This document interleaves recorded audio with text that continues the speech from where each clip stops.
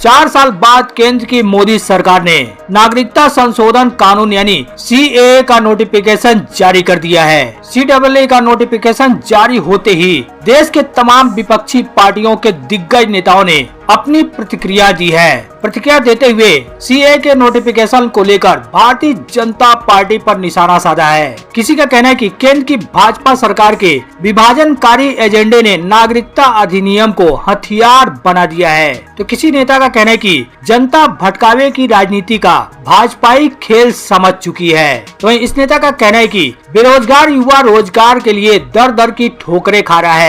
उन असली मुद्दों का समाधान करने की बजाय ये लोग CAA लाए हैं। वहीं कांग्रेस नेता का कहना है कि CAA के नियमों को अधिसूचित करने में लिया गया इतना समय प्रधानमंत्री के सफेद झूठ की एक और झलक है। बता दे, मोदी सरकार ने कुछ ही दिनों बाद होने वाले लोकसभा चुनाव से पहले ही नागरिकता संशोधन कानून यानी CAA का नोटिफिकेशन जारी कर दिया।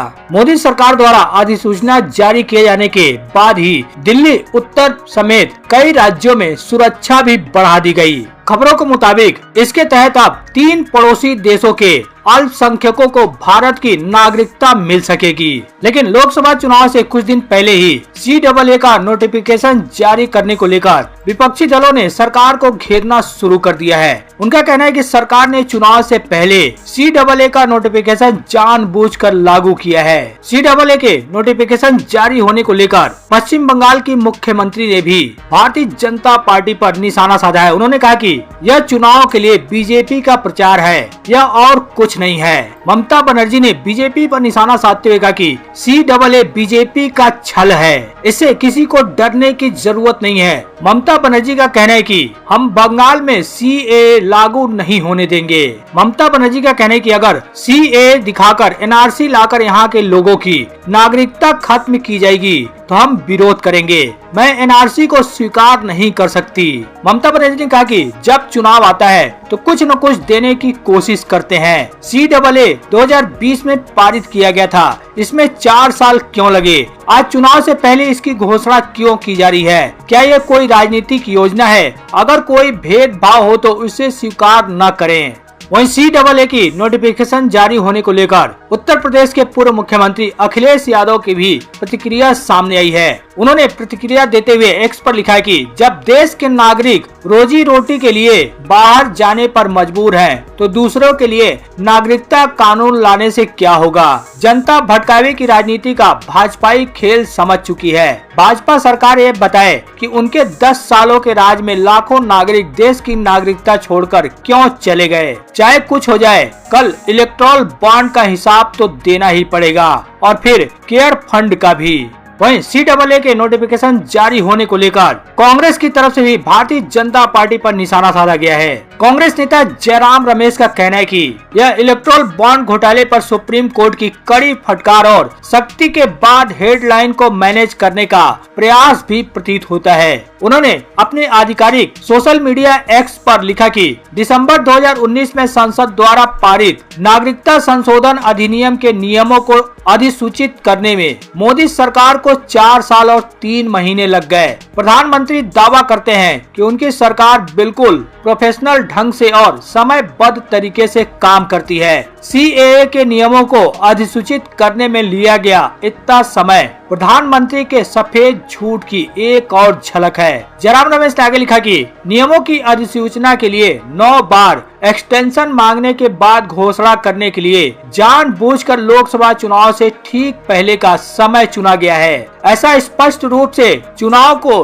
ध्रुवीकृत करने के लिए किया गया है, विशेष रूप से असम और बंगाल में। यह इलेक्टोरल बॉन्ड घोटाले पर सुप्रीम कोर्ट की कड़ी फटकार और सख्ती के बाद हेडलाइन को मैनेज करने का प्रयास भी प्रतीत होता है। CAA का नोटिफिकेशन जारी होने के बाद लगातार देश के विपक्षी पार्टियों के बड़े नेताओं के लगातार प्रतिक्रियाएं सामने आ रही हैं। अब आम आदमी पार्टी के मुखिया एवं दिल्ली के मुख्यमंत्री अरविंद केजरीवाल ने भी CAA के नोटिफिकेशन जारी होने को लेकर अपनी प्रतिक्रिया दी है।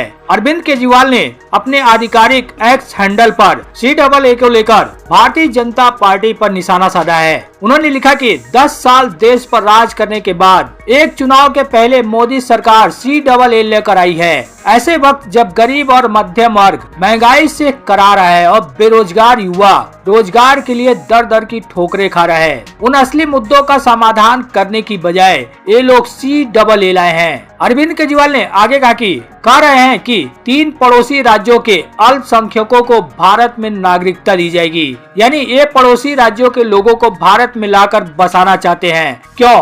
अपना वोट बैंक बनाने के लिए। जब हमारे युवाओं के पास रोजगार नहीं है तो पड़ोसी राज्यों से आने वाले लोगों को रोजगार कौन देगा? उनके लिए घर कौन बनाएगा? क्या बीजेपी उनको रोजगार देगी? क्या बीजेपी उनके लिए घर बनाएगी? पिछले 10 सालों में 11 लाख से ज्यादा व्यापारी और उद्योगपति इनकी नीतियों और अत्याचारों से तंग आकर देश छोड़कर चले गए। उन्हें वापस लाने की बजाय एक पड़ोसी देश के गरीबों को लाकर भारत में बसाना चाहते हैं। क्यों? सिर्फ अपना वोट बैंक बनाने के लिए। अरविंद केजरीवाल का आगे कहना है कि पूरा देश CAA का विरोध करता है। पहले हमारे बच्चों को नौकरी दो, पहले हमारे लोगों को घर दो, फिर दूसरे देशों के लोगों को हमारे देश में लाना।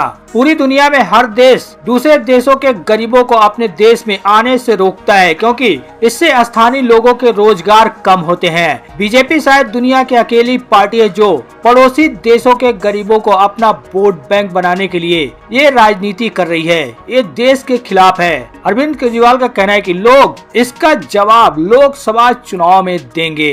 हालांकि वहीं CAA की नोटिफिकेशन जारी होने से पहले कांग्रेस के पूर्व अध्यक्ष राहुल गांधी का भी बड़ा बयान सामने आया। हालांकि उनका CAA पर अब तक कोई बयान सामने नहीं आया, लेकिन कथित तौर पर भाजपा सांसद के संविधान बदलने वाले बयान पर राहुल गांधी ने निशाना साधा है। उन्होंने अपने एक्स हैंडल पर लिखा है कि भाजपा सांसद के संविधान बदलने वाले बयान पर नरेंद्र मोदी की चुप्पी खतरनाक है। अब चुनाव 2 विचारधाराओं के बीच है, संविधान या संघ विधान, सामाजिक न्याय या शोषण, धर्मनिरपेक्षता या सांप्रदायिकता, नागरिक अधिकार या बेबस जनता, बोलने की आजादी या डर भरी चुप्पी, मोहब्बत या नफरत, विविधता या एकाधिकार, न्यायपूर्ण व्यवस्था या तानाशाही अन्याय। आजादी के संघर्ष से मिली भारत की सबसे कीमती धरोहर संविधान को बदलने का मतलब देश को गुलामी की ओर धकेलना है। आने वाली पीढ़ियों के भविष्य का फैसला अब आपके हाथों में है। हालांकि CAA की नोटिफिकेशन जारी होने के बाद कांग्रेस के बड़े नेताओं का अब तक कोई बयान सामने नहीं आया है। सिर्फ कांग्रेस नेता जयराम रमेश का ही बयान सामने आया है।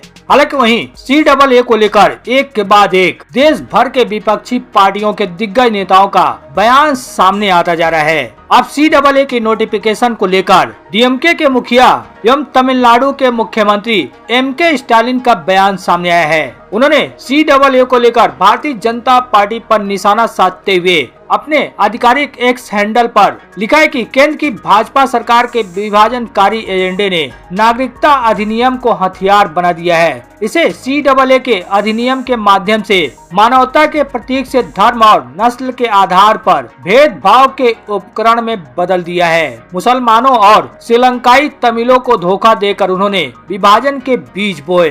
उन्होंने आगे लिखा कि DMK जैसी लोकतांत्रिक ताकतों के कड़े विरोध के बावजूद भाजपा की पिट्ठू पार्टी ADMK के समर्थन से CAA पारित किया गया। लोगों की प्रतिक्रियाएं के डर से भाजपा ने इस कृत्य को ठंडे बस्ते में डाल दिया। MK स्टालिन ने आगे कहा कि 2021 में DMK के सत्ता में आने के बाद हमने तमिलनाडु में एक प्रस्ताव पारित कर केंद्र सरकार से हमारे राष्ट्र की एकता की रक्षा करने, सामाजिक सद्भाव बनाए रखने और हमारे संविधान में निहित धर्मनिरपेक्षता के आदर्श की रक्षा करने के लिए CAA को रद्द करने का आग्रह किया।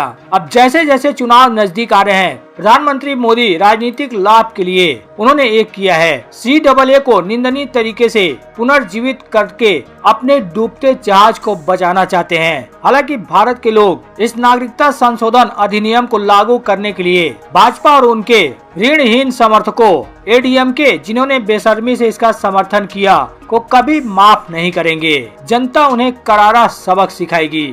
बता दें, केंद्र की मोदी सरकार ने CAA का नोटिफिकेशन जो जारी किया है उसके तहत 3 पड़ोसी देशों के अल्पसंख्यकों को भारत की नागरिकता मिल सकेगी। इसके लिए उन्हें केंद्र सरकार द्वारा तैयार किए गए ऑनलाइन पोर्टल पर आवेदन करना होगा। CAA के तहत मुस्लिम समुदाय को छोड़कर 3 मुस्लिम बहुल पड़ोसी मुल्कों से आने वाले बाकी धर्मों के लोगों को नागरिकता देने का प्रावधान है। केंद्र सरकार ने CAA से संबंधित एक वेब पोर्टल तैयार किया गया है। 3 मुस्लिम बहुल पड़ोसी मुल्कों से आने वाले वहां के अल्पसंख्यकों को इस पोर्टल पर अपना रजिस्ट्रेशन करना होगा और सरकारी जांच पड़ताल के बाद उन्हें कानून के तहत नागरिकता दी जाएगी। इसके लिए बांग्लादेश, पाकिस्तान और अफगानिस्तान से आए विस्थापित अल्पसंख्यकों को कोई दस्तावेज देने की जरूरत नहीं होगी। साल 2019 में नरेंद्र मोदी की केंद्र सरकार ने नागरिकता कानून में संशोधन किया था। इसमें अफगानिस्तान, पाकिस्तान और बांग्लादेश से 31 दिसंबर 2014 से पहले आने वाले 6 अल्पसंख्यकों जिसमें हिंदू, ईसाई, सिख, जैन, बौद्ध और फारसी को भारत की नागरिकता देने का प्रावधान किया गया था। नियमों के मुताबिक नागरिकता देने का अधिकार केंद्र सरकार के हाथों में होगा। CAA के नोटिफिकेशन के मुताबिक 3 पड़ोसी राज्यों से आने वाले अल्पसंख्यकों को भारत की नागरिकता मिलेगी। नोटिफिकेशन के मुताबिक CAA से भारत के किसी भी नागरिक की नागरिकता नहीं जाएगी। इसलिए किसी भी प्रकार की अगर अफवाह आपके कानों तक आए तो उससे आप बिल्कुल भी दूर रहें। इससे भारत के किसी भी नागरिक की नागरिकता नहीं जाएगी।